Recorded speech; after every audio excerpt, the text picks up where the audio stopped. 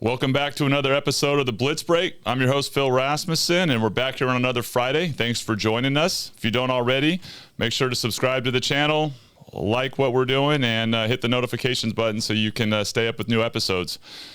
Back welcoming for another episode here, business development, longtime veteran, mortgage, real estate, title, social media guru, and influencer, Julie Shroyer. Welcome back. Glad to be back.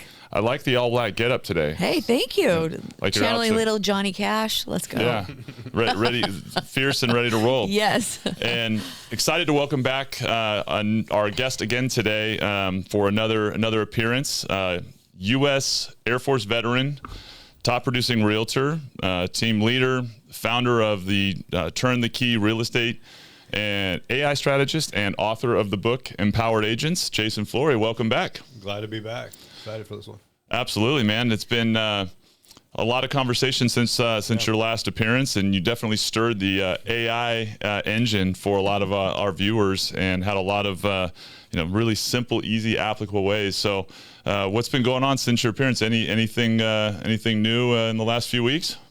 You know, it's funny. I just had this conversation with my coach the other day, and ironically, I'm not branching out and trying to learn more AI stuff. I'm taking what I have learned and really narrowing the focus to application, because I think that with it being such an exciting topic, there's 15,000 different things we can learn. And then there's all those rabbit holes and everything else. So really it's a matter of using the products that I have learned, but really understanding them, really making chat work, really, using the Opus Clips like we've been talking about, and the automation of things to really start getting results instead of just getting busy learning something new and feeling like you're learning but not applying anything. So yeah, it's been really fun to start perfecting what I know instead of just learning more. Continuing to go down the learning rabbit hole. That's such a good point. And we talk about that all the time, right, Julie? Just like simplification, like action items. I do. I think as a new, if you were a new person, completely brand new to AI, we'll say an agent, what are some of the main things you would focus on? Because I think you're right, Phil, simplifying it and then execution so they can see it working. Like, what are the top 3 things? If you're brand new to AI, you just logged into ChatGPT, what 3 things are you really focused on? Well, I think for one, to that point, you've got to know the product that you're using, ChatGPT, in that example. What is it best at? Because all of them have something different. And so if I'm logging in a ChatGPT, I need to know how it works best. So is it a matter of the GPTs that I need to know? Is it a matter of having, the projects? How do I create my profile, right? And so it's understanding the ChatGPT and what it can do for you. And then what are some of the other strengths that you might need? If you're using social media, I'm not going to ChatGPT to have images created. They've got way more barriers to what they will create for images. They won't do anybody that's like political or public, where Gemini, who uses Nano Banana and they use VEO for their videos, tremendously more user-friendly than what ChatGPT does. So it's really trying to figure out, okay, so to answer your question, I would learn Gemini and what I can get from that, learn ChatGPT and all of its nuances, and then take that to what I need to do. So if I'm brand new, I probably need to focus on my marketing and I need to focus on lead gen. So I would ask ChatGPT, I'm a brand new agent in this market and I need to focus on my lead gen. What are some things you need to know about me so that I can create better content? And then you start learning, okay, well, now if this is who I am, because we are going to serve best the people that we are also like and similar to, right? And so you identify your best buyer avatar from learning who you are, and that's who you can serve. Interesting. That's great. I just learned so much right there. Yeah. Well, what you just said that I think is like the most important component too is like I like to use like this kind of simple thought process of like think, act, do, right? Like now that I know that this is something that's of value, right? Like I'm thinking it, I'm seeing it, right? What's the next action? And then what is it that I can do with it to achieve the results? Like just quick and easy. And the learning happens as you go through it. On the Chat GPT side, the thing you just mentioned specifically of like asking it what it needs to learn, I think that's the part that's the barrier for most people in the really early stages is you need to almost treat it like a person with a relationship that needs to learn all about you to help it gain your voice. And that's where I think so many people use it like just a technical tool. Yeah. And it can't pick up your voice and it can't understand how you would speak unless you start to download this information. And once you figure that out, like then all of a sudden it opens up far more impactful results where the things are on target.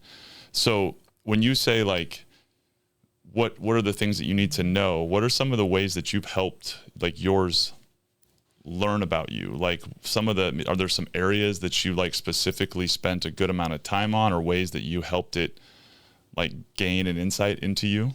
Well, the voice aspect of it is so powerful because you can just have the conversation. And so I've done that. You just hit the speaker and, hey, here's who I am. Here's my insecurities. Here's my strengths. Here's my, my veteran background. After getting out of the Air Force, here's what I did in that career. And then now I'm a real estate agent, but I also run a team. And here's what I want to accomplish. Here's some of my goals. And it's just having actual, like you said, conversations and dialogue with ChatGPT, and it'll ask you more questions and it'll go down rabbit holes and you can throttle it back. Okay, that's enough about my military background.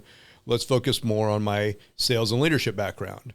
Okay, that's enough there. Let's do this. Now, knowing all of this, ChatGPT, what are some things maybe that I didn't think to talk about that you think would be important for me to serve my ideal client living in Roseville, whatever it happens to be? Name your city. Yeah, I think that's the part for a lot of people who don't like typing, being able to talk to it, right? Yeah. And Gary Vaynerchuk was just talking about how he did a 38-minute prompt. Talked to ChatGPT for 38 minutes, and that created his prompt that he needed to run all of his marketing play. So wild. Imagine how much typing that would be. Oh yeah, it's saved me so much time. Just what you're saying, Yeah. meeting with top agents or lenders or brokers, and just really asking them all about themselves, and then putting it in, and then asking, what would you do with this? It's amazing what comes out. I was just like, wow, it is a game changer for sure. Yeah. I think it has, the implications of how to use it and all of that are like a fun, creative component. The thing that you touched on right away, and I just think is so important, right, is how does it create a direct benefit today? Like being kind of geeking out on it and having fun with it is cool maybe in downtime, but creating something that's going to tangibly affect your clients, deliver value, help your team as a leader, things that you can do and systematically make you more efficient. Maintaining a focus on that is also, I think, like a huge part from a like personal perspective, that you have to kind of give it what you're looking for by understanding. And I said, what do I hate doing? What am I struggling with? What do I need to get better at? And what takes me the most time? Like those are all things that you have to give it some of those prompts and then understand how to use it. And like, I'll use myself as an example, like being able to write something out and then go, all right, I need to condense that writing down to X is one of the like biggest time savers that I've been able to use off of it. Is like, here's the idea, now give it to me in 2 sentences. Like, And if you want a gut check, ask it what your blind spots are. ooh, I like that. Man, it destroyed me. And that was after you told it everything you are? Yeah, that was, a few months in. Okay. And one of my agents on my team came to me, is like, hey, ask it what your blind spots are. And can you give us an example? I'm very curious, like what it would say, like kind of to the point that we started with. It's like it said, hey, you gotta start worrying about, stop looking at all the shiny objects and just focus on 2 or 3 things and start getting better at. It's great. But it was in detail. Stop doing this with the agents in your team. Start doing this instead, or just stop doing this, right? And not always having to start something different, and just minimizing the focus and stop thinking so wide and go a little bit more narrow. Love it. Yeah. Can getting something from an idea into action, from a concept into action, right? Like that's, to me, there's I don't know if it's a famous quote or not, but I always like, like the difference between an idea and an impact is the action that you take, right? And I'm always kind of reminding myself, as much as I like to think about ideas, it's like, come back to, give me the immediate thing I can do to put this in motion. And I think it's really good at that. And hey, like immediately take action in these areas. How do you use it? And, how does it align with like your approach and your style on a leadership level? Like, trying to help your team build their business, approach their day, establish like disciplines, and what aspects does it help with? And then kind of separate from just the AI component, what's your kind of priority list right now as a leader with your group? Leader led is really probably one of the main things I'm focusing right now. Not just preaching that we got to do these things, but going and doing it myself. And those that are going to follow are going to follow, and those that won't. I can't force that. I can demonstrate what needs to be done through action, like you said, and then I have to show the successes in front of them for them to then go, okay, because I can only talk about my successes as an agent on a team that they were never a part of. Only one of my agents ever saw me under another team leader. And so everybody else has seen me as the team leader. And so they didn't see me in the grind and making the phone calls and doing those things. And so that's really where I'm shifting on a couple components is like, so example, this morning, I was listening to a podcast, and it's the guy from Keller Williams, it's like the $1 Million Podcast, whatever it was. And he had somebody on there. I don't remember the author's name. Anybody that wants to know, I'll reply to their comments on this channel. But I took this guy's ideas, and then I said, but I went into one of the GPTs from another author from another podcast. And so I went into that GPT, and then I took this guy's ideas. The one today was Phil Jones, Exactly What to Say, right? Because he wrote a book, Exactly What to Say, and then Exactly What to Say in Real Estate. And so I said, okay, based on what his theories are, and in this GPT, which feeds SEO and GEO, is, as you know me, I need 5 articles or 5 titles for why people would choose Roseville versus Rockland. And it gave me those titles, and I said, and then give me 5 titles for why somebody would move from San Jose specifically to Roseville. Gave me 5 titles. Then I put it in agent mode, and I said, okay, now go through and create a 10-minute YouTube video script for every one of these 10 topics. So by the time I got to the office this morning, all I had to do is open up and then I said, and then save them as PDFs each separately. So I got to my office, I opened up my ChatGPT, they were all saved individually. I click print on them. So now I have tomorrow's content for me to create 10 different videos ready to go. Smart. And then from the leadership aspect, my team is starting to see, the YouTube videos get done, the Opus clips being done on social, and they're starting to identify, okay, I can do that. And so then it'll inspire them to do the activity and then get the results from them. That's leading by example and paving the road. That's as tried and true as leadership has been since the beginning. You mentioned something that I think is worth detailing. describe what agent mode is for ChatGPT for those that don't understand like the difference, because it's a powerful adjustment on it. And, you know, so what does it mean to have it go into agent mode? Yeah, it's funny when they started talking about agents in our industry, everybody thought they were talking about real estate agents going to do it for you, and it's not the case. So it's agentic mode. And what it does is it goes in, if you use ChatGPT in normal mode, it's going to ask you every single time, okay, do you want me to also do this? Do you want me to then do this? Now I did this, would you like me to do this? And you got to sit in your computer and you got to respond to everyone. Now, sometimes this is good because if you want to take it down a certain path, but in agentic mode, you give it a long enough prompt and you tell it what to do in advance, it just goes. So it pulls up its own browser and it shows you the work that it's doing. But literally, you can do that. I did it in a different aspect today. I went in agent mode, told it a bunch of things I needed it to do, and then I went and role played with my team for 30 minutes. When I came back, it was all done for me. So when we talk about saving time and being more effective, I've got ChatGPT, my assistant, doing all the research, doing everything. I can come and fact check it when I get done, but that allowed me to be in two places at once. And the amount of time that it saved by not having to go and do all that research is exponential on top of it. So I role play with 8 agents at the same time while this is doing this, and then I can get all that done and then shoot over here. To me, that's like game-changing level of like walk away and put it in motion. So it's such a key distinction. I don't know how many people are using it that don't realize that, because it does. There's a lot of back and forth. Well, I'm one of them. So do you just tell it go in agent mode? No, you just click the little add button. There's an add button. It gives you a whole bunch of, because you can go deep research button. You know, if you're really trying to identify who's moving to Roseville, you can go deep research and it's going to go very deep.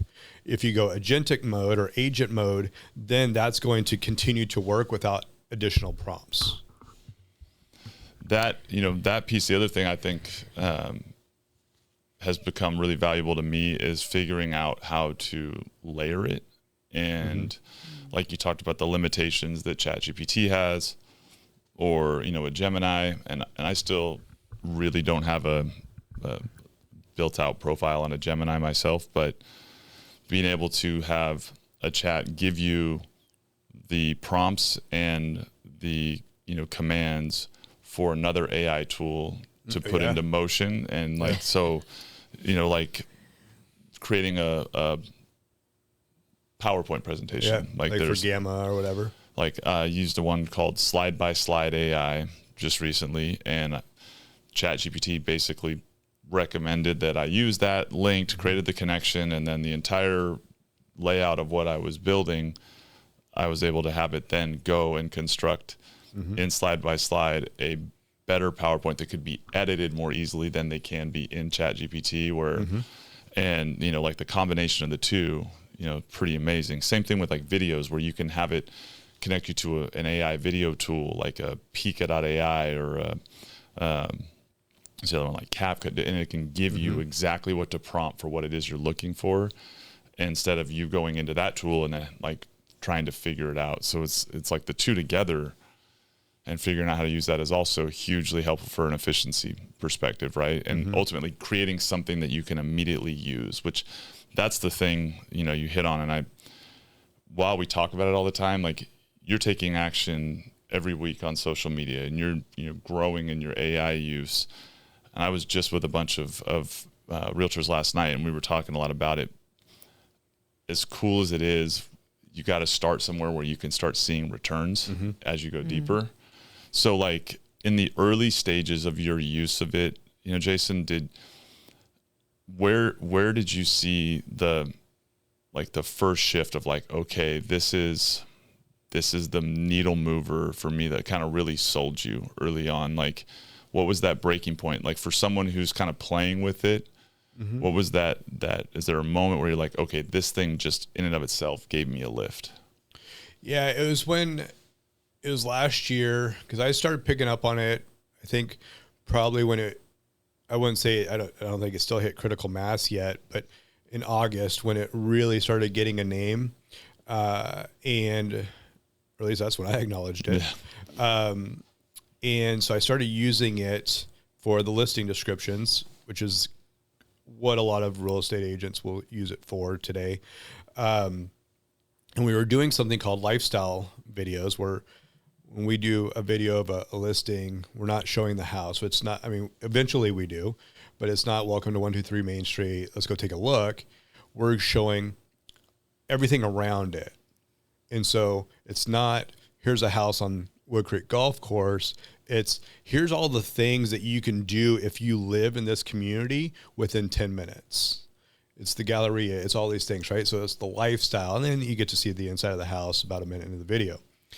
And so because of that, I started thinking, okay, if this is what we think is important to the homeowner, let's use ChatGPT to identify what's truly important to the person that's going to buy the home. And so that's how we started reverse engineering. And since we started this, the very first one that we did was in February. We have not missed to a T. I can go in and I can identify who the buyer of any house is in the full profile. Like, they're moving from either San Jose or Sacramento, or it's a move-up buyer, it's a first-time home buyer. Here's their jobs. If they're married, if they have kids, then it's going to be a school district thing. What maybe, ChatGPT does give genders. So it'll say what he does, what she does, what's important for them to do on the weekends, all of those different things. To the detail that one of the listings we just had when we were on a conference call with our videographer, because he's involved in what my vision would look like. And she was continuing to kind of nail down. And she said that, oh, this says that the buyer would also, he drives a luxury SUV and she drives a Tesla. And I was like, okay, so I know now, because I drive an Audi SUV and she drives a Tesla, my agent. So we made sure that that was in the video, not prominently by any means, because I didn't want to sound cheesy or look like just kind of tacky.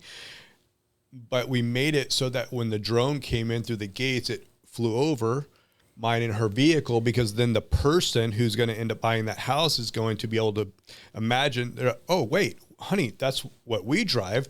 We belong in that same neighborhood. Smart. That's awesome. Yeah. So that's really where it clicked for me, when we started identifying the buyer, and then we back out everything from there. So we know who the buyer is. We know what they want to do. So we create the videos based on what they want to do. Then we create the listing description, because that's what's going to Zillow and all the syndicated sites. But we even take it to a further detail now. This is our very first one that we've been able to do this with, because now ChatGPT is lazy. It doesn't want to look through 4 paragraphs to find your answer, but its only job is to give you an answer and not a suggestion, right? So everything that it does is Q&A format. So when you write a blog post now, it can't be a beautiful 4-page or 4-paragraph blog post. When you write a listing description, it cannot be, welcome to this beautiful home on blah, blah, blah, blah, this 3-bedroom. No, it's question, answer, because then ChatGPT picks that up. And if it's bullet pointed, it's even better. And then it says, okay, where's the best place to live in Roseville? Oh, look, here's the answer. Now I'm going to feed it to you. Who's the best real estate agent in Roseville? Answer, right or wrong, it's going to feed it to the person if it's formatted correctly. Wow. See, that is wild to think. And just the idea makes sense. Like, you're putting in all the data, the market, the area, the home, the design, like all that stuff that we all sift through. And then to have it be able to produce such a clear picture of all, like, process all those variables into exactly the particulars. That's the kind of thing that when it happens, like, it's kind of mind blowing, because I don't care how smart we all think we are. Those are things that we just can't compute fast enough in our heads. That's pretty amazing. So when you kind of get now at this point we're in November, and we talked a little bit about business planning and kind of emphases. There's a couple things I wanted to kind of kick the tires on as far as our kind of conversation going into the 2026 with a list that I put together of like 3 things that we all should be avoiding and 3 things that we should all commit to and kind of counter. And I think they're rounding a lot of the things we're talking about, but number 1 being avoid staying stuck in manual processes and being stuck in those time commitments. And the reverse and the commitment on the other side is to be in automation and leveraging AI. The second being trying to serve everyone. And when you were just touching on that perfectly, right?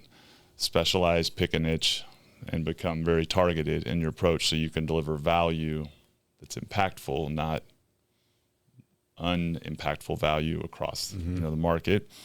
And the last one, hiding from the camera and social media.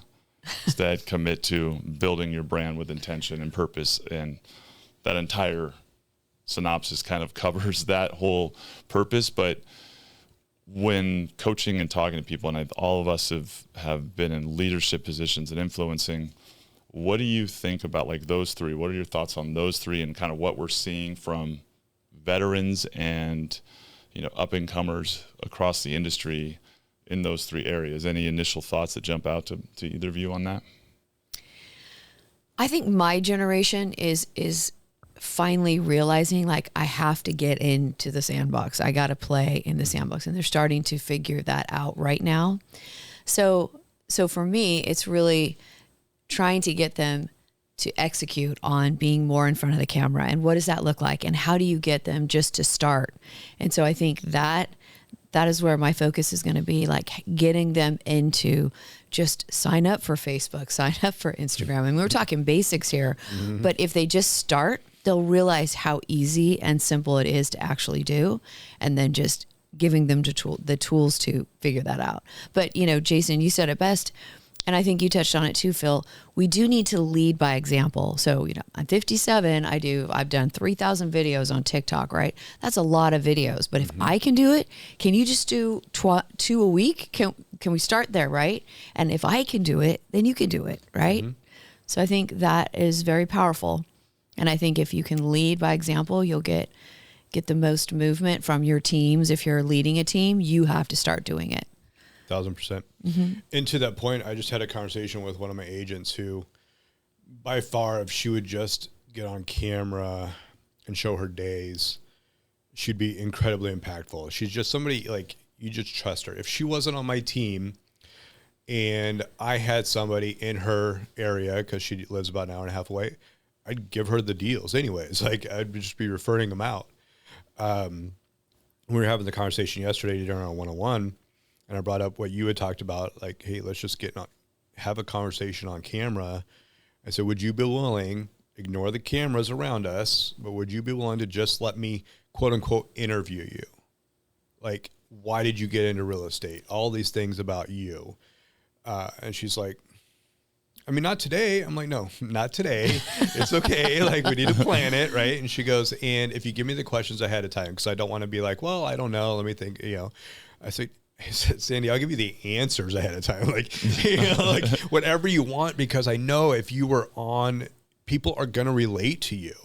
And she's like, yeah, I'll do that. So it's exactly that. So true. In fact, I was with the lender yesterday, and same thing. And I actually just put my phone in front of him and I said, I'm going to ask you some questions, because people have, authenticity and a trust and a heart that you can't see on email and text.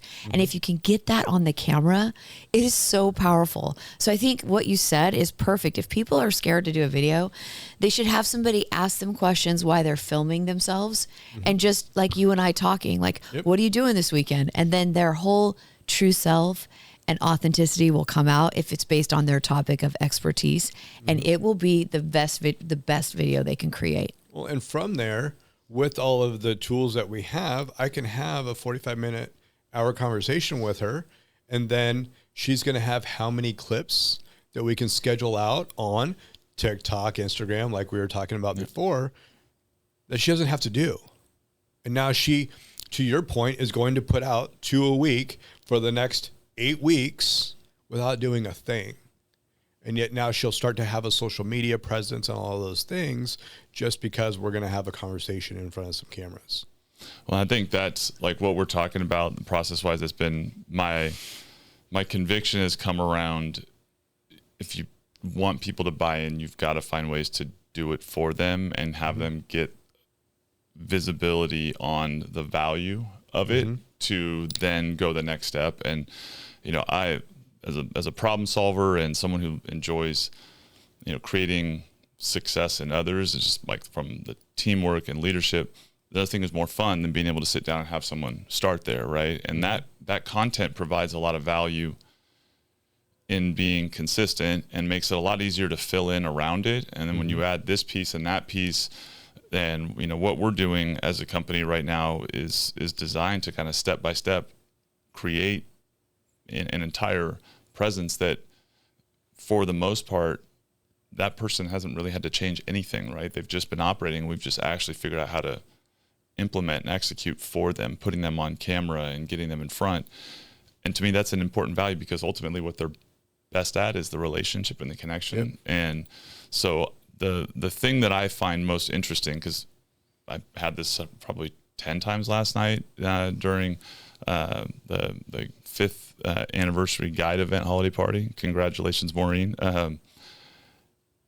The early part of those conversations, what's really helpful for people too is asking questions about their childhood, their life stuff they know like the back of their hand. Because one, that's how you get to know somebody, right? Like, and I don't need everything to be a business message. I actually just want to know, who am I dealing with? Like, why, what's their upbringing? What are their what's their value system?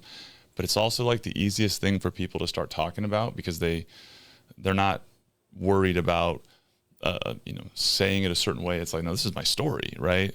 So I always find like that's a great way to help people kind of drop their guard is start back, childhood, start, whatever your like favorite time of the life is where you have a lot of memories.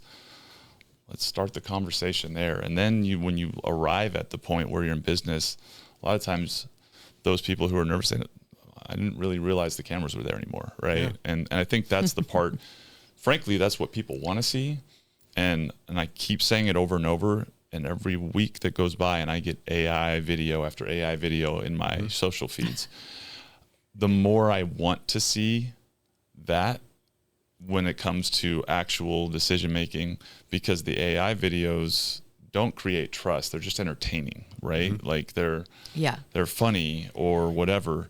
And so when people are on and I'm seeing a human being, like it's only increasing the value of, the like to me that it puts into me of like getting to know them. So, people that I think a lot of times when we talk, and you and I've had this conversation, we don't have to even talk about your business to start with. Like let's start with just who you are as a person. Like that's really what they're going to go look at. We can put professional stuff around that, but like, who are you? That's what people want to know. Yeah. If somebody's completely opposed to being with their face on the camera, they can also use like a text screen over a picture, like somebody playing football or anything that's in their camera roll. They can actually create a post that way. If they're completely opposed to being on camera, there is also that option. So I want to make that clear. There's a lot of influencers that have never showed their face.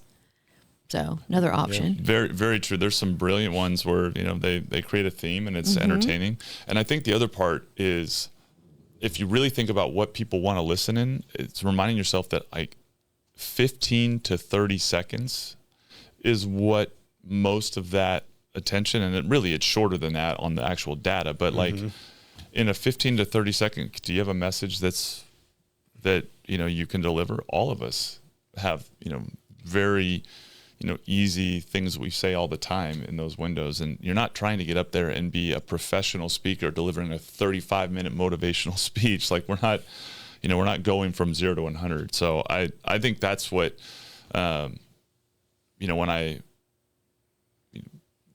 go back and forth with people, it's all the negative experiences that they've had in the past around video taking too long, the back and forth editing, the like not liking the way they look, trying to talk to the camera. It's like all those things that their instant reaction is that, and they just can't quite wrap their head around having what we're talking about on camera.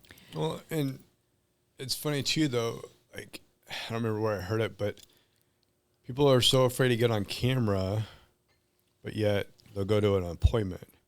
It's still your face. It's still your voice. And there's no editing when you're in front of somebody. Yeah, so it's like, I don't like what I look like on camera. That's what you look like when we go to lunch. Like, so funny. I don't like how I sound. That's how you sound. Like, I don't like my voice all the time when I'm listening back or doing editing. I'm like, ugh. But at the same time, that's my voice. I can't change it, right? I could change tonality, but I can only edit when I am on camera. I can't edit or rewind if I'm at lunch and say something off, right?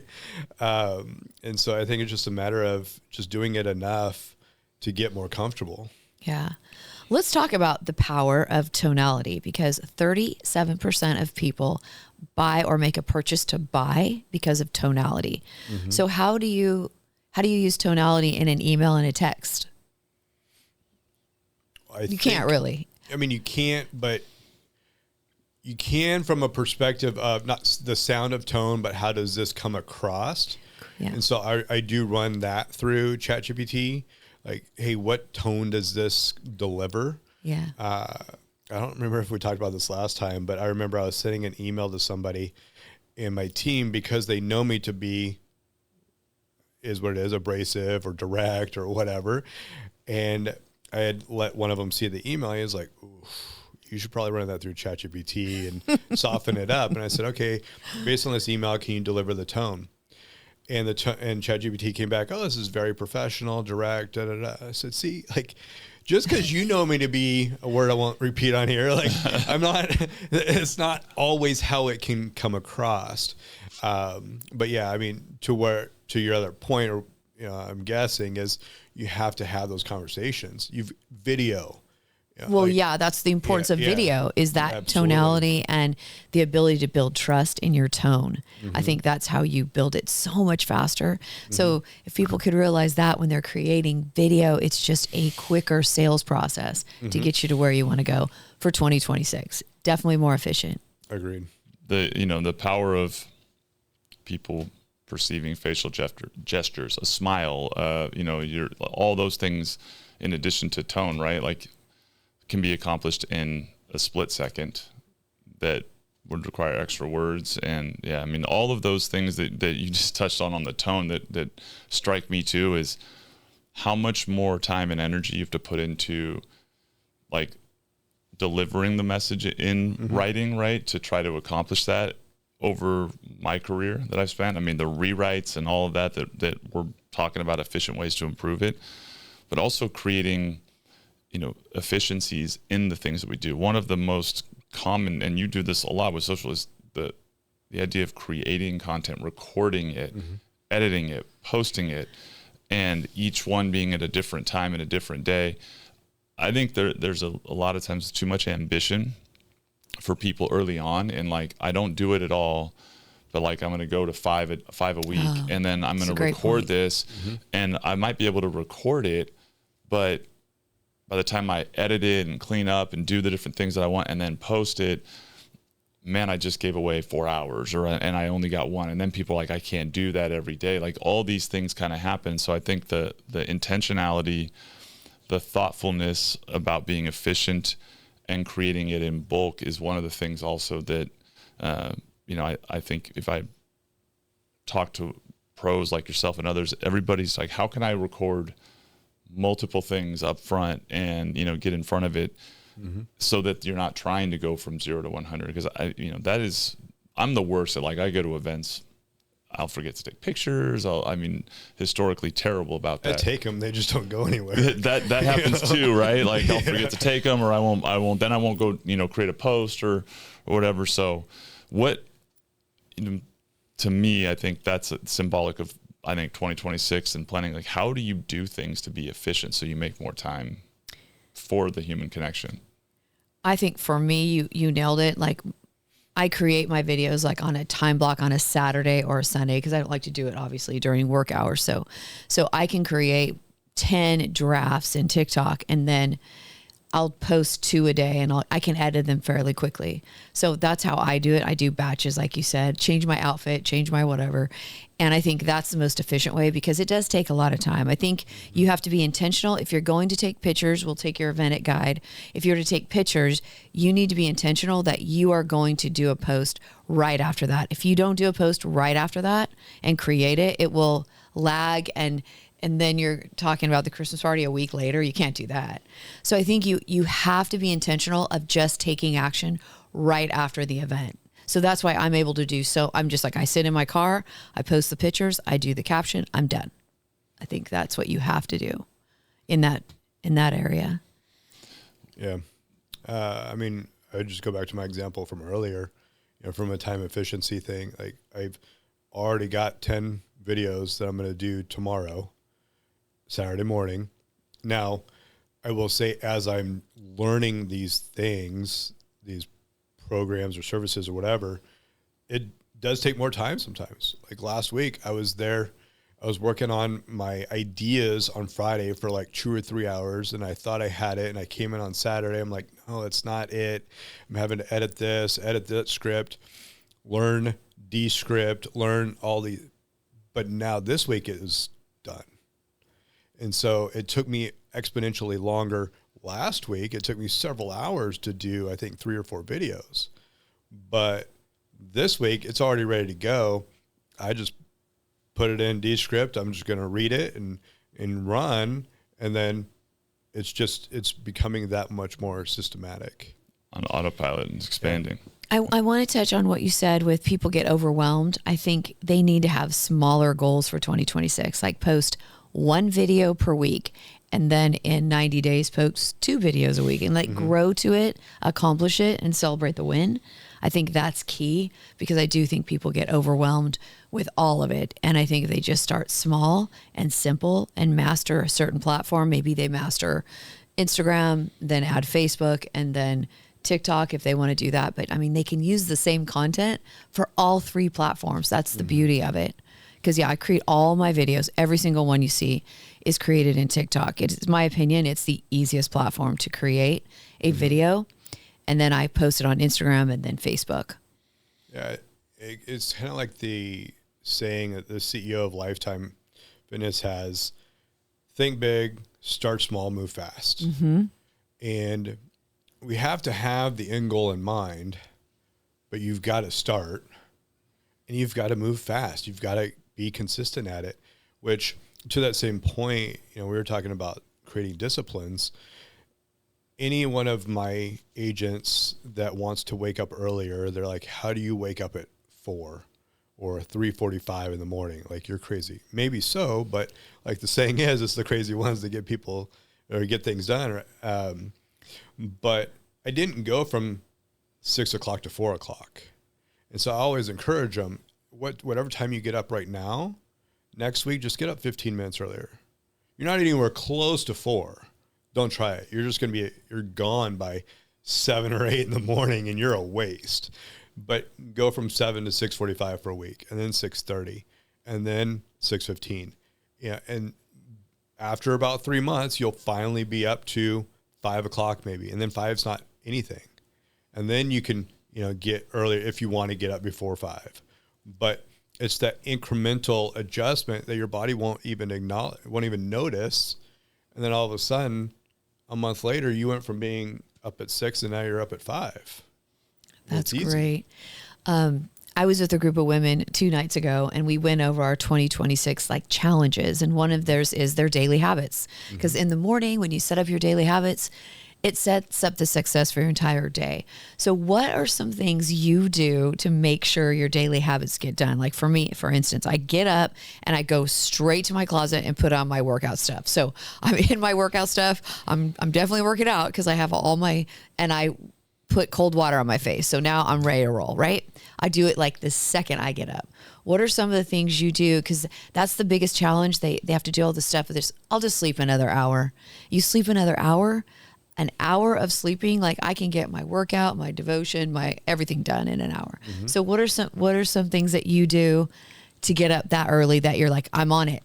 Or is it just? It starts the night before. Okay. I was having this conversation with one of my agents that is working on becoming, or wants to work on, I should say, becoming more disciplined.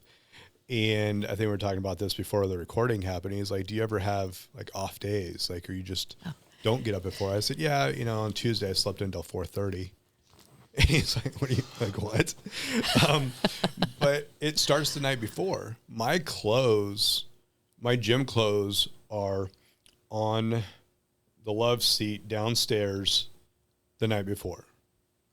And so this outfit was hanging in the living room or the family room last night.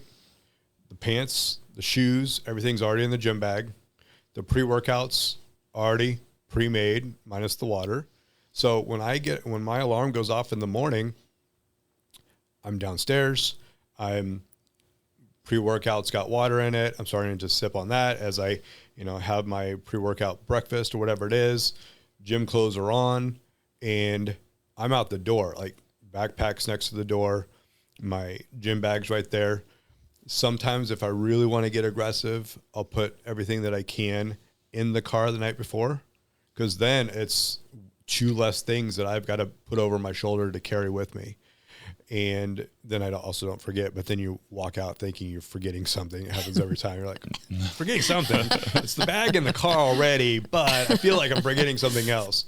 So yeah, it starts the night before, which starts the week before. Right? And so it's just building those patterns.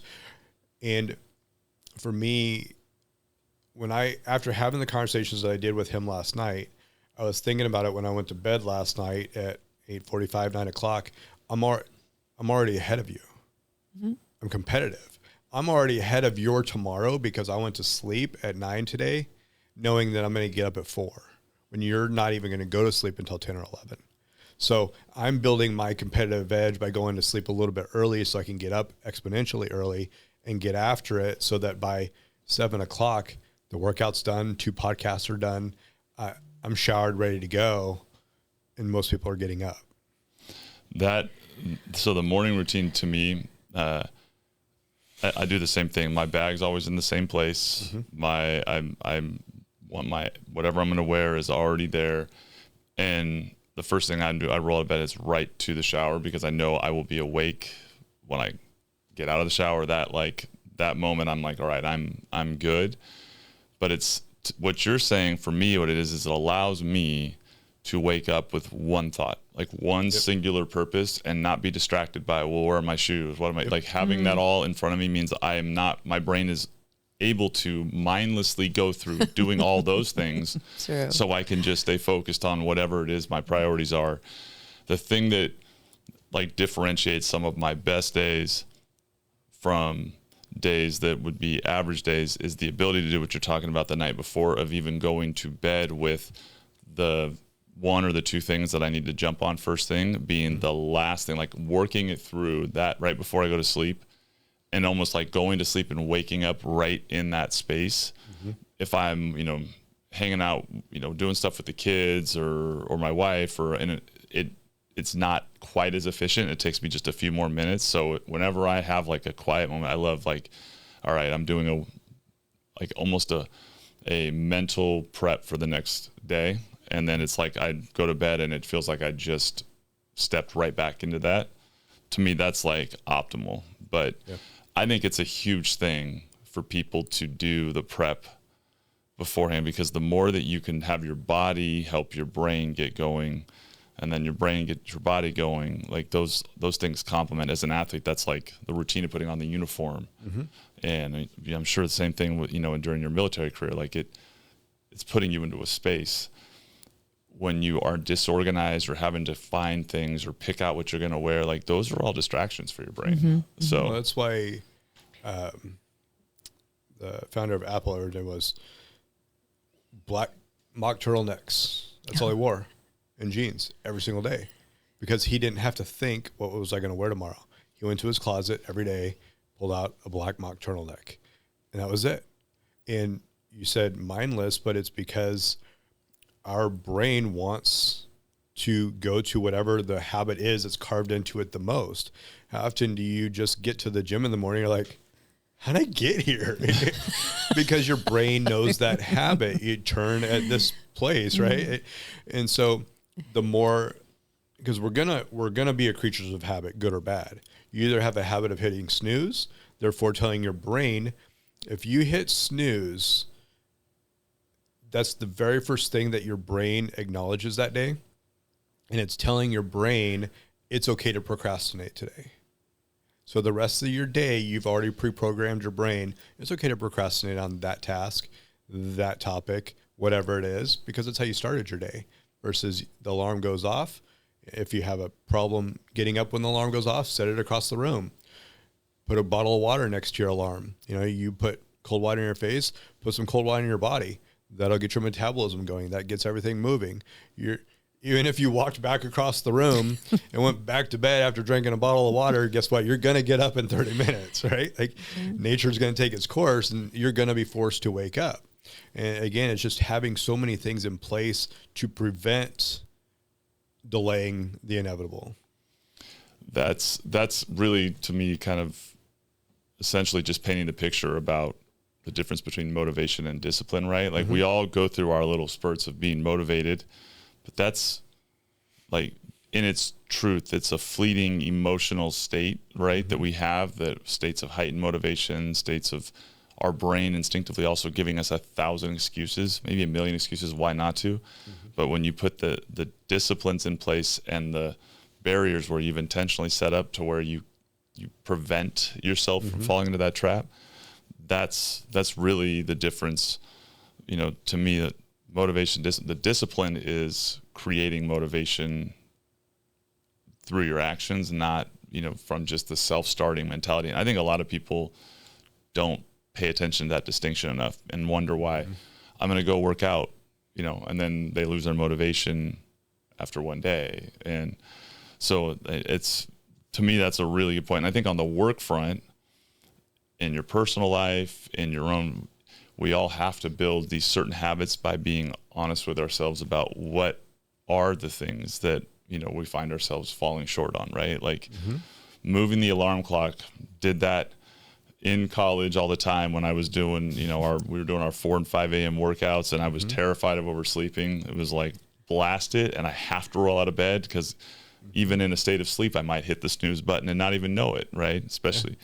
So I think that's pretty cool. What do you do like in the work day? Like what are some of the things you do within your work days to help make sure you don't make, one of those decisions, or you don't, kind of phase out, I'm a list maker, and my first 5 are the ones that, have you ever read the book Eat That Frog? I was going to say, Eat the Frog, yep. So the worst tasks that I don't want to do, I put them at the top just to get them out of the way. But I am a list maker, and I'm kind of disciplined to make sure I have to finish my list before my head hits that pillow. That's what I do. I don't know. Yeah, same thing. It's just a matter of what's in my calendar gets done and what's not doesn't. So last night when I was sitting there thinking about my day and doing this podcast, I'm like, okay, there's a couple things I have to do in the morning I don't want to forget, because sometimes I'm like, oh yeah, I'll do that when I get to the office. And then you're like, invariably I get to the office in the morning, I'm like, man, I got nothing to do today. And then around 6, you're like, oh my God, I forgot that task, right? And so last night it was just adding things to my calendar, or it's putting things in ChatGPT and saying, hey, remind me to do this, or do all these things, going back to the agentic mode, do all these things, give me all this stuff, but email it to me at 7 a.m. So you get an email of all of your stuff at 7 a.m. That's going to trigger you to then go do all the work. Wow, look at that. I'm going to go from my handwritten list to my email from chat after today. I've got it doing that. Like an alarm and alert with my to-do list that I'll spit out. And my 2 things that I like to do, like you, I it's not so much the things I hate. I put my absolutely like the most impactful things up top, kind of to start with, like has to happen. And then I'll go through my to-dos and the things that I can get done quickly. or like usually the shortest task will then go to the top just so like right away I'm knocking one thing off, because like it's like a momentum building kind of a deal for me. Like if it's, send an email or a text or touch base with someone, like, okay, I'm done now. I'm already like that mental checklist of accomplishment and being done. Like it starts the snowball. So I always look for one or two of those and the top priority, and especially if they're like fairly, not mindless, but not super intense things where I can already be thinking about the other priority. That to me is like a big deal, because those are also the ones that they're very easy to do, but early in the morning too is when the least amount of interruptions happen, right? Because once you get into the day and the phone starts ringing and the appointments start happening, and then those like things that would take you 2 minutes take you 10 if you get interrupted and someone, so that's like a big thing for me, just building accomplishment. I think going back to, probably my entire life as an athlete, like that's how you build like kind of a routine. You make a layup, miss 3 threes in a row, you go make a layup, see the ball go through the hoop, make a free throw, then you can, and I think that's a big thing. But I did a podcast with a good friend of mine, former teammate, Gus Argenal, who's now the head coach at UC Riverside, and he said something that I've been repeating again, and I think it's not necessarily a new statement, but it's like the greatest, kind of determinant of success is your self-awareness. And in all of this, it's like recognizing what your real habits are. I think a lot of us, not all of us, have to go through the journey of being real about where we fall short and why and what our problems are. And there are people that are struggling to be successful that I would venture to guess there's a lack of self-awareness and a real honest look at why that because they're not doing it, they can't change their habits to be successful. What do you guys think about that process, and how do you try to help people figure that part out? Because that to me is the only way for them to become successful versus external motivation. Totally agree. I think a lot has to do with, they say, the 5 people that you hang around. And those 5 people have to be honest, true friends that tell you what you don't want to hear. And I'm very lucky in that my friends are very honest with me and tell me my shortcomings. And I do think for this year, one of my shortcomings is I'm not intentional with my inner circle and my friends. I kind of put them on the back burner and put work first. And I need to like reverse that. And they've told me that. So I think that the 5 people that you hang around in 2026 need to be at a higher level than yourself if you're going to grow. That's my opinion. Yeah. I like that. I think from a leadership standpoint, it's always kind of one hand up and one hand down. Right? So I need to be around people, have coaches, those kinds of things that are going to help pull me to that next level. And then, but from a team leader standpoint, I'm also got one hand down saying, if you want to come with me, grab on, I'll bring you along, but you got to take the action of grabbing the hand too. And I think, again, it goes back to just starting small. Even if maybe there's 10 things that you need to do, let's put 2 or 3 of them on your calendar for tomorrow. Maybe we put one, back to one video a week, right? And still planning it in your day. But one of the things that I do when I do get in is I take whatever's in my calendar and write it out in my planner. Because psychologically, to what you were saying, when you check that thing off or when you physically put a line through it, it tells your brain, great, we're doing positive things and we're accomplishing things. We get that hit and it says, okay, let's do more of that. Yep. Right? And so it's a matter of saying, okay, let's put these things in your calendar so that you start your day off tomorrow with them. Maybe you have ambitions of making 100 phone calls. Let's start with 25. 25 calls by 9 a.m., right? You're probably going to make another 25, right? Because it's always the first call that's the toughest. It's not the second or the 25th or whatever. So let's just have small incremental goals that we can build on to then create those habits to where it just becomes automatic that when you get in, you do this. When you do this, it's just like we do with the automation of everything. When this happens, this happens. Well, when I make 25 calls, my my opportunity increases to have conversations. When I have conversations, my opportunity increases to have meetings, right? And so on and so forth. But the only thing stopping that is not having conversations. So put it in the calendar, do the little things, and then build on it from there. I love that. Well, my personal summation of everything the two of you are saying, and my belief system with every great coach I've ever been around, and what I strive to do is really what I think makes great leaders, right? Is great leaders simplify what others complicate. Yep. And 100%. that's ultimately, and so if I'm that type of a leader, I'm helping people create things that they can act upon, right? Think, act, do. I've simplified it. I've given you something to act on. Now you've got to take that step. You've got to get that hit of accomplishing it to build the momentum. And far too often, the inability to do that is what creates that break in leaders and teams. And I think we are always at our best when we have someone coaching us and when we are coaching others for all the different balancing components that it provides.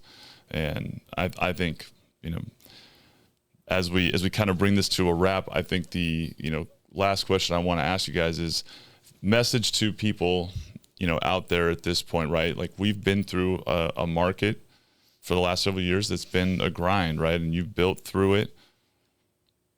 You're still here and you're still in the business.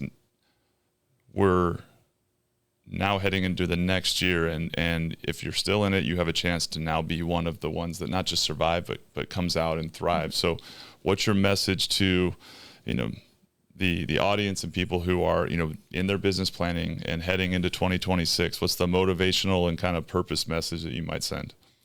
I have two. The first one is one of my favorite quotes: discipline looks boring until you see what it can accomplish. So, and it's not fun, but you just get up every day and you do it, even if you don't feel like it. That's number one. And number two, I think if they could do one thing for 2026, it's set up their daily systems before 8 o'clock. I think that is the most crucial element in anyone's day, is the beginning of their day. And I've always talked about Miracle Morning. I think the concepts in the Miracle Morning are strong, but some kind of daily habit in the morning would be my suggestion for 2026. Love it. Yeah, I think that it's shifting the mindset and really identifying why you haven't, if you haven't gone all in. Like, what are you not going all in on? Be it AI, video, reaching out to your database, whatever it is, and then making that shift, because this is what we hope to be. And one of my agents says, he's like, man, every year I hear it's going to be better next year. He's like, I've been in business for 4 years. Everybody keeps telling me next year. I'm like, well, we don't have a crystal ball, but at some point the recession in real estate has got to end. And every year it has looked like it's going to be the next year. And this, again, looks like it's going to be next year. So if you have survived the last 3 years, next year is looking like it's going to be the year to thrive. But you can create an exponential increase in market share by really taking the next 50 days or whatever we have left this year and going all in on education so that you're prepared when Jan 1 hits to roll it out. And you've got the tools that you're going to really implement. So maybe it's TikTok, maybe it should be ChatGPT, right? And so really identify, okay, these are the 3 tools. These are the outcomes that I want, and I'm going to go all in for the first 90 days, the 12-week year, really run at that, and then measure your success after those 90 days, re-aim for the next 90, but just elevating, because I think those that really elevate their work length, the period of time that they're working in a day and in a week, will see exponential results next year that we haven't seen in the last 2 or 3. Well said. I'll wrap with be stubborn. Like, be stubborn. Once you know what your goal is, what you're chasing, be stubborn, because no matter what obstacles, distractions, challenges come at us, be stubborn with staying with it. Don't let that stuff deter you. Don't let the fear of one comment get in the way of posting on social media. Don't let the fear of rejection stop you from making calls. Don't let the one where you get a negative reaction stop you from making the next call. Be stubborn in pursuing the goal and find a way to keep what you want top of mind. Make that and remove the noise. Like whatever that is, be stubborn, like in the best way possible. That's my message to myself and everyone else. Doesn't matter what happens, I'm stubbornly chasing this, and I want everyone in my sphere to be stubborn about chasing theirs, because it's never easy. Yeah. Nothing is that's worth it. Right. Exactly. 100%. So I love it. Well, I appreciate you both being here. Thank you for coming back again, Jayson. Thanks for having me. That was great. Appreciate it. Thrilled, and I'm kind of afraid of, for the person that you're going to go meet with after Julie, because you got the dark, like you're ready to kill and go Ready go to own. roll. Yes. Well, thank you all for tuning in again to another episode of the Blitz Break. We appreciate you being here. Again, subscribe to the channel at the Blitz Break on YouTube or all the other podcast platforms, and check us out on social media. Lots more to come. Thanks again to Jayson and Julie. I'm Phil Rasmussen, your host for the show, and we'll see you next week.